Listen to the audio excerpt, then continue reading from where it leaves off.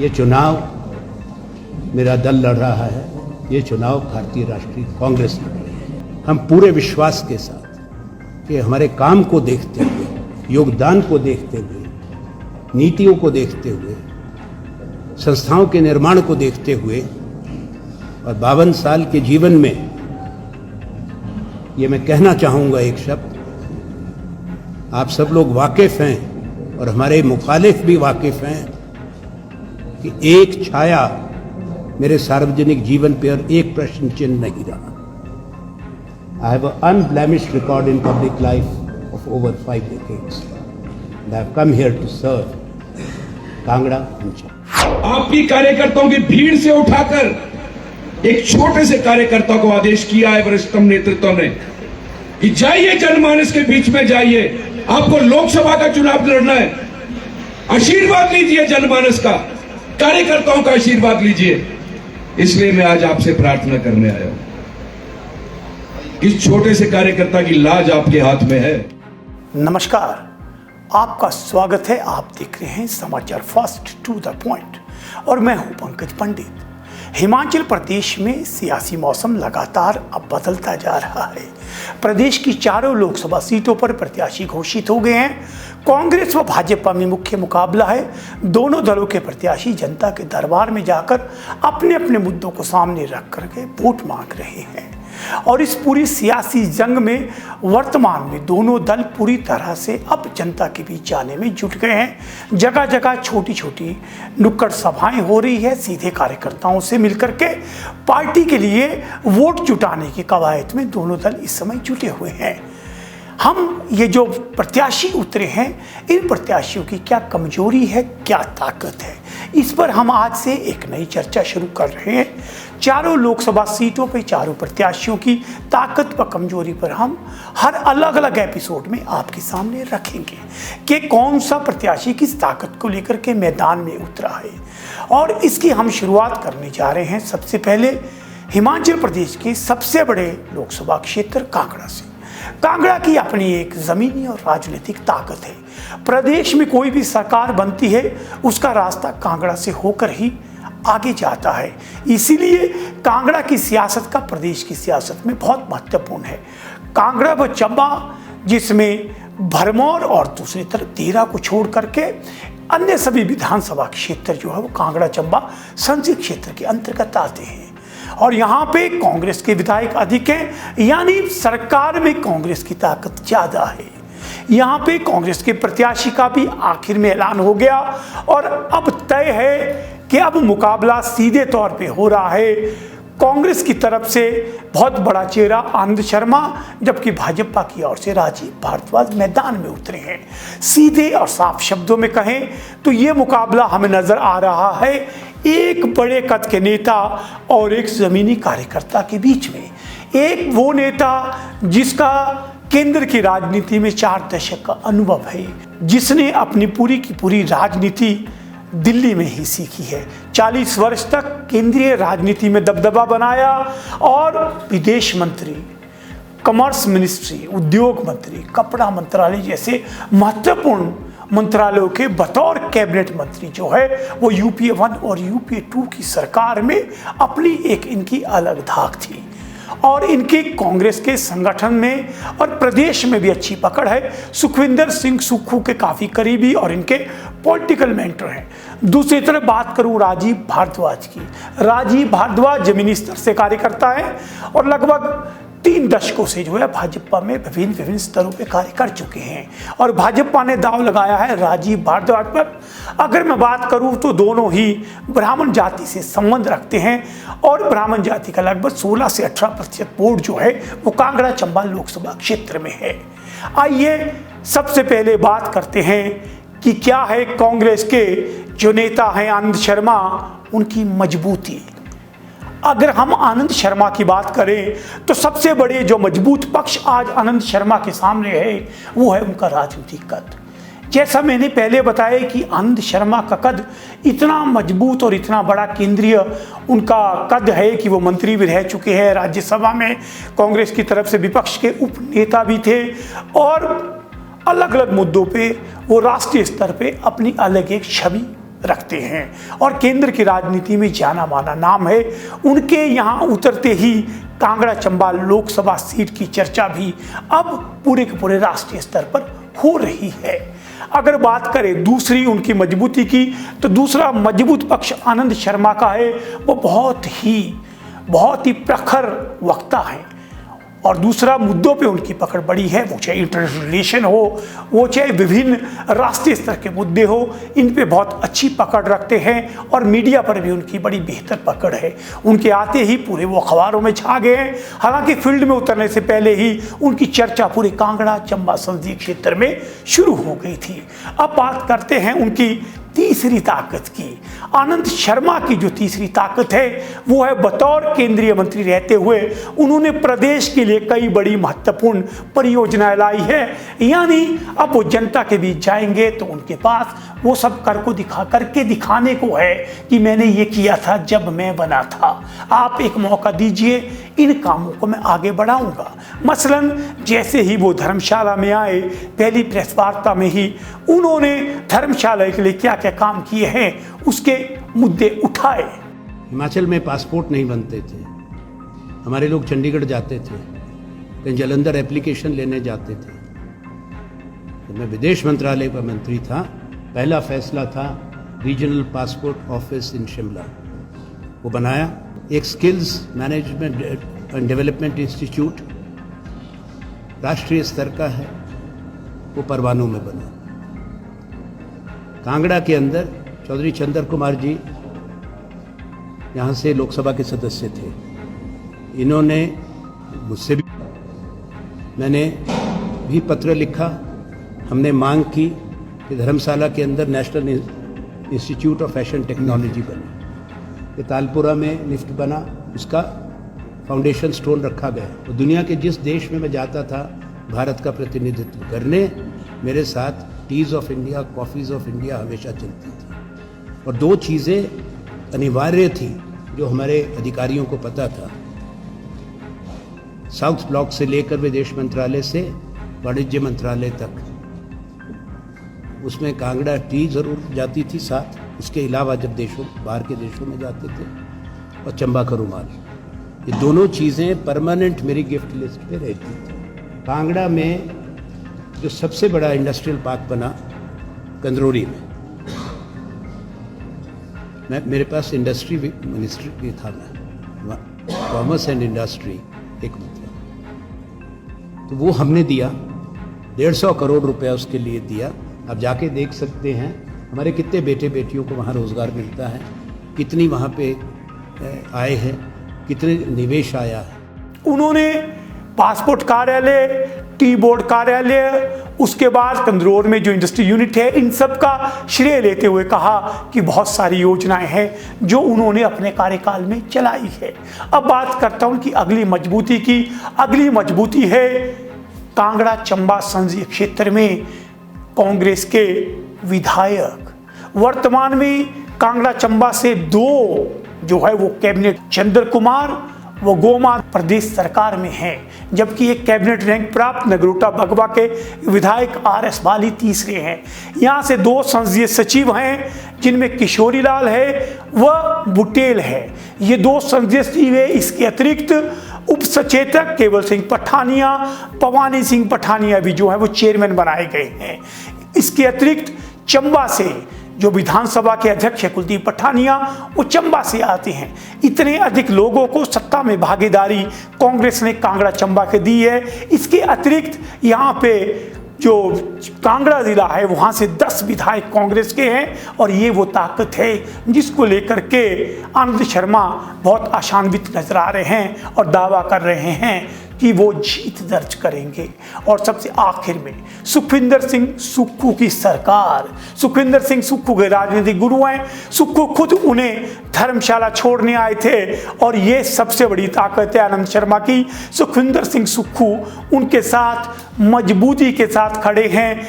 इस मजबूती को लेकर के आनंद शर्मा कांगड़ा में उतरे हैं और वो हिमाचल का एक बड़ा चेहरा है जो राष्ट्रीय राजनीति पे छाए हैं। उनका अनुभव, चुनावी अनुभव एक है, आज से 40 साल पहले चुनाव लड़ा था, हारे थे, लेकिन वो एनएसयूआई के नेता रहे हैं और एनएसयूआई के संस्थापक सदस्यों में से एक हैं।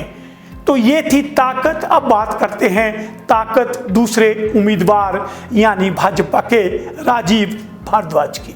आप भी कार्यकर्ताओं की भीड़ से उठाकर एक छोटे से कार्यकर्ता को आदेश किया है वरिष्ठतम नेतृत्व ने कि जाइए जनमानस के बीच में जाइए, आपको लोकसभा का चुनाव लड़ना है, आशीर्वाद लीजिए जनमानस का, कार्यकर्ताओं का आशीर्वाद लीजिए। इसलिए मैं आज आपसे प्रार्थना करने आया हूं। इस छोटे से कार्यकर्ता की लाज आपके हाथ में है। राजीव भारद्वाज की मजबूती पर हम लोग बात करने जा रहे हैं। राजीव भारद्वाज की सबसे पहली मजबूती है मोदी की गारंटी। मोदी नाम का वो एक अंडर करंट जिसने पिछली बार यहाँ से भाजपा के प्रत्याशी को 5 लाख मतों से जिताया था, वही मोदी के मंत्र को लेकर के राजीव भारद्वाज सबसे मजबूत कांगड़ा चंबा में नजर आते हैं। उनके हर भाषण में मोदी की छाया, उनके काम, उनका प्रचार नजर आता है। इसलिए सबसे बड़ी मजबूती जो है वो देता है राजीव भारद्वाज को मोदी का नाम। दूसरी सबसे मजबूत संगठन, भाजपा का संगठन इतना मजबूत है, उनके बूथ स्तर, पन्ना प्रमुख, नीचे तक संगठन पूरी तरह से एक्टिव है। कई बैठकें संगठन की हो चुकी हैं और पूरा का पूरा संगठन चुनावी मोड में आ चुका है और चुनाव लड़ने के लिए तैयार है। कई जनसभाएं, कई कार्यक्रम और लगभग हर विधानसभा क्षेत्र तक बूथ स्तर तक जो है भाजपा पहुंचने का कार्य कर चुकी है। तीसरी जो मजबूती जो राजीव भारद्वाज के किरदार में नजर आती है वो है चुनाव प्रचार में सबसे आगे रहना। चुनाव प्रचार में वो 2 दौर पूरे कर चुके हैं कांगड़ा चंबा संसदीय क्षेत्र के, क्योंकि उनका नाम बहुत पहले जो है वो घोषित हो गया था। उसी का लाभ लेते हुए उन्होंने सभी कार्यकर्ताओं से बैठक कर ली है, पदाधिकारियों से बैठक कर ली है। इन दिनों वो पन्ना प्रमुख सम्मेलनों में जा कर के अपनी बात को आगे रख रहे हैं और वो कहते हैं एक कार्यकर्ता की बात है, कार्यकर्ता की लाज की बात है और आपको एक छोटे कार्यकर्ता की लाज रखनी है। वो मोदी के नाम पे लेकर के, मोदी के कार्यों को गिनाते हैं, उसको लेकर के आगे बढ़ रहे हैं। अगला, राजीव भारद्वाज एक कार्यकर्ता से एक नेता के रूप में उतरे हैं। उनका कार्यकाल अगर मैं देखूं तो वो केसीसी बैंक के चेयरमैन रहे थे, इसके अतिरिक्त किसी बड़े पद पर वो नहीं रहे हैं, इसलिए अभी तक उनके पास उतना अनुभव नहीं है। लेकिन उसके बावजूद वो ज़मीनी स्तर पर कार्यकर्ताओं के साथ सीधे जुड़े हैं, स्थानीय भाषा कांगड़ी भाषा में अच्छी पकड़ रखते हैं और लोगों से सीधे संपर्क करते हैं और स्थानीय मुद्दों की जानकारी रखते हैं। जहाँ भी जाते हैं वहाँ स्थानीय मुद्दों पर भी बात करते हैं और सीधे कार्यकर्ताओं को पहचान कर उनसे संबंध बनाते हैं। ये उनकी अगली मजबूती है जो उन्हें इस चुनाव में आनंद शर्मा के बड़े कद वाले नेता के सामने जो है मजबूती के टिकाई के रखे हुए हैं। ये पन्ना प्रमुख जो मेरे भगवान हैं, जो वोट लेकर आएंगे, उनके सामने मैं अपनी बात रख रहा हूं। कार्यकर्ता क्या चाहता है अपने प्रतिनिधि से? जिसको जिताकर वो दिल्ली भेजता है या शिमला भेजता है, जी जान लड़ा देंगे आप, घर घर जाकर वोट मांगेंगे मोदी जी के लिए और इस छोटे से कार्यकर्ता के लिए। वो बदले में क्या चाहता है? मुझसे बेहतर कोई नहीं जानता, क्योंकि मैं 38 वर्षों तक आपके बीच में रहा हूं। कुर्सियां सजाई हैं, मंच सजाए हैं, बड़े बड़े नेताओं के मंच सजाए हैं। कार्यकर्ता केवल ये चाहता है जिसको वो जिताकर भेजें उसके मन में कभी अहंकार ना आए। कार्यकर्ता ये चाहता है, कार्यकर्ता ये चाहता है जिसको जिताकर दिल्ली या शिमला भेजें वो हमारा सम्मान करे। कार्यकर्ता केवल ये चाहता है, और कार्यकर्ता ये चाहता है कि जिसको जिताकर भेजा है वो हमारे जैसा हो, हमारे जैसा लगे, हमारे बीच में बैठे, हमारी छोटी मोटी समस्या को सुने, उनका समाधान करने का प्रयत्न करे, हमारे दुख सुख में हमारा साथी बने। कार्यकर्ता ये चाहता है केवल, और कुछ नहीं चाहता। वरिष्ठ नेतृत्व तो दिल्ली का भी बैठा है और प्रदेश का भी बैठा है। इनके सामने इनको हाजिर नाजिर जानकर ये मैं प्रण करता हूं, ये रेजोल्यूट करता हूं, ये वादा करता हूं आपसे, इस मामले में कभी आपका सर नहीं झुकने दूंगा। ये मैं आपके सामने प्रण करता हूं।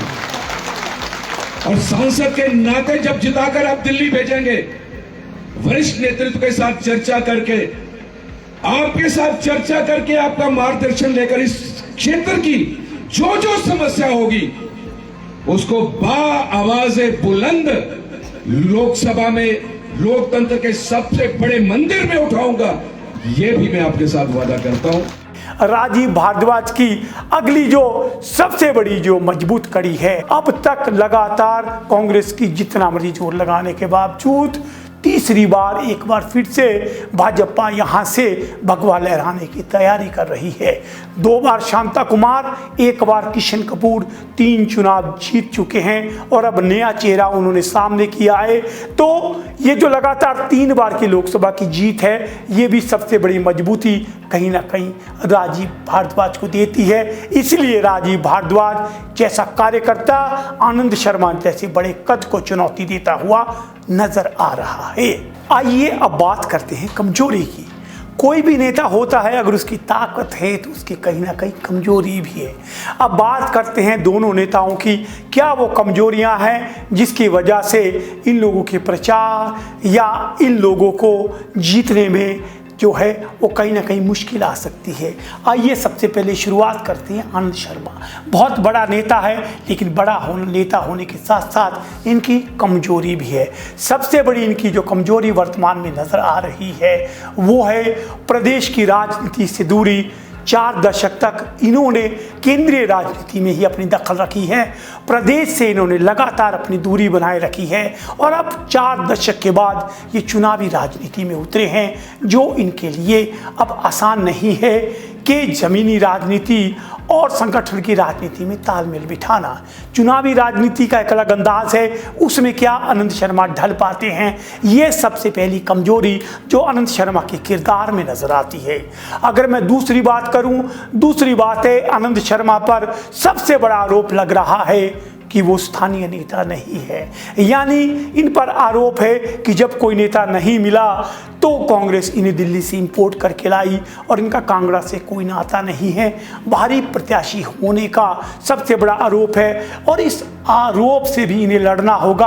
हालांकि इन्होंने पहली प्रेस वार्ता में कहा कि मैं हिमाचल से हूँ, हिमाचल मेरी कर्म भूमि रही है और मैंने हिमाचल में जब भी हूँ तो कांगड़ा के लिए मैंने कार्य किया है। सुक्खू ने इनके पक्ष में कहा था कि बड़े नेताओं के चुनावी क्षेत्र नहीं होते हैं। देखते हैं ये बाहरी के मुद्दे को किस तरह से टैगल करते हैं और किस तरह से कांगड़ा चंबा के लोगों के दिलों में अपनी जगह बना पाते हैं। और तीसरी कमजोरी है इनकी स्थानीय भाषा, स्थानीय मुद्दों पर पकड़ ना होना।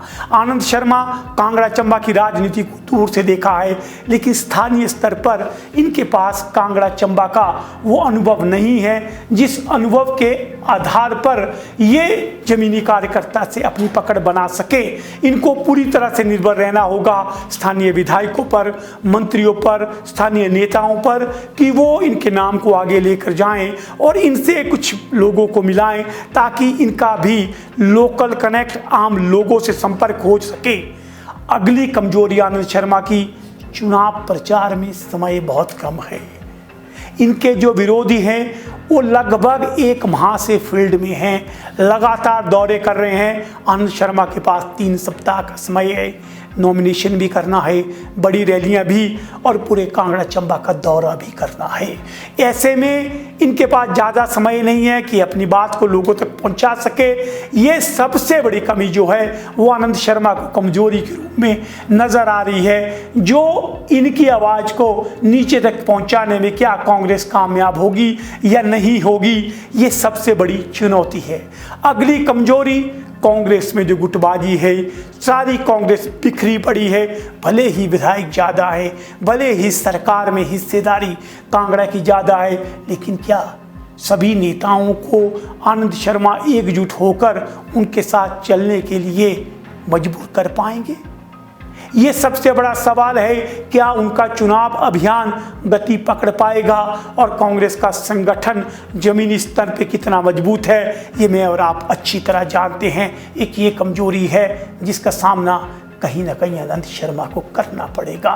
तो ये चुनाव आनंद शर्मा के लिए इतना आसान नहीं है, क्योंकि कि भाजपा वार पलटवार करने में बहुत माहिर है, बहुत मजबूत संगठन है, लेकिन इसका मतलब ये नहीं है कि राजीव भारद्वाज की कमजोरियां नहीं है, उनके सामने चुनौतियां नहीं हैं। आइए एक नज़र डालते हैं राजीव भारद्वाज के किरदार पर कौन कौन सी कमजोरियां हैं जिनका सामना कहीं ना कहीं राजीव भारद्वाज को करना पड़ेगा। सबसे पहले, राजीव भारद्वाज बड़ा चेहरा नहीं है, उनके पास चुनाव का कोई अनुभव नहीं है और लोगों के बीच उतनी पहचान नहीं है। अब वो वहाँ प्रचार करने जा रहे हैं, लोगों के बीच अपने कार्य को बता रहे हैं, लोगों के बीच अपनी इंट्रोडक्शन दे रहे हैं, लेकिन आनंद शर्मा के मुकाबले बड़ा चेहरा वो उतना नहीं है। ये उनकी पहली कमजोरी है। दूसरी कमजोरी, यहाँ पर लगातार 3 बार भाजपा जीत रही है। शांता कुमार जैसे बड़े चेहरे ने इस लोकसभा का प्रतिनिधित्व किया है। किशन कपूर 5 साल सांसद रहे हैं, लेकिन 10 साल में कांगड़ा के खाते में कोई भी बड़ा प्रोजेक्ट नहीं है। चाहे रेल हो, सीमेंट कारखाना हो, सेंट्रल यूनिवर्सिटी हो, ये ऐसे मुद्दे हैं जो इनके खिलाफ कांग्रेस उठा रही है और इनके पास देने के लिए जवाब इसका नहीं है। इन मुद्दों को किस तरह से टैगल करेंगे और किस तरह से केंद्र सरकार की एंटी इनकम्बेंसी, उसका भी जवाब इन्हें देना है। वो चाहे 2 करोड़ रोजगार की बात हो, वो चाहे मोदी द्वारा जब कांगड़ा में रैली हुई थी किए गए वादे हो, इसका जवाब भी राजीव भारद्वाज को ही जनता के सामने देना है। और आखिरी बात मैं कहूँ, इनके सामने सबसे बड़ी चुनौती है किशन कपूर। किशन कपूर जिन्हें रिकॉर्ड वोटों से 5 लाख वोटों से कांगड़ा चंबा की जनता ने जिताया था, लेकिन वो 5 साल जनता को तो नज़र नहीं आए, लेकिन अब वो कहीं भी राजीव भारद्वाज के साथ भी नज़र नहीं आ रहे हैं। तो पिछले जो विश्वास के साथ जिस जनता ने उन्हें चुना था, अब वो राजीव भारद्वाज से भी कहीं ना कहीं सवाल पूछेगी कि सांसद जी पिछले जो थे वो कहाँ है, वो 5 साल कहाँ थे। ये सबसे बड़ी समस्या है जिसका राजीव भारद्वाज को जमीनी स्तर पर सामना करना पड़ेगा। ये सब चुनौतियां हैं। कांगड़ा में कोई भाजपा का इतना बड़ा चेहरा नहीं है जो राजीव के समर्थन में सामने उतर के आए और आनंद शर्मा को टक्कर दे सके। लेकिन आखिर में एक बात, एक तरफ बड़ा चेहरा, एक तरफ जमीन का कार्यकर्ता, मजबूत संगठन, भाजपा का पहले कैंडिडेट देना। इस बढ़त के साथ राजीव, आनंद शर्मा के पास कांग्रेस की सरकार, मंत्रियों का दाव, सबसे अधिक विधायक, इन 2 को लेकर के आगे चल रहे हैं। मोदी का नाम, सुक्खू का काम, इसके बीच में जंग है। देखते हैं इस संसदीय क्षेत्र से अब कौन आगे आता है। क्या एक बड़ा चेहरा हम कांगड़ा चंबा का प्रतिनिधित्व करते हुए संसद में देखना चाहेंगे, या एक भाजपा के कार्यकर्ता को एक बार फिर से जिता करके हम संसद में अपने कांगड़ा चंबा की आवाज़ बनाएंगे। इसका फैसला आपको करना है, ये तय आपको करना है। हमारा काम तो है ताकत और कमजोरियां दिखाना। कल आपके सामने आएंगे मंडी संसदीय क्षेत्र के दोनों उम्मीदवारों की ताकत और कमजोरियों को लेकर। आप इसी तरह हमसे जुड़े रहिए, बने रहिए और देखते रहिए समाचार फास्ट टू द पॉइंट।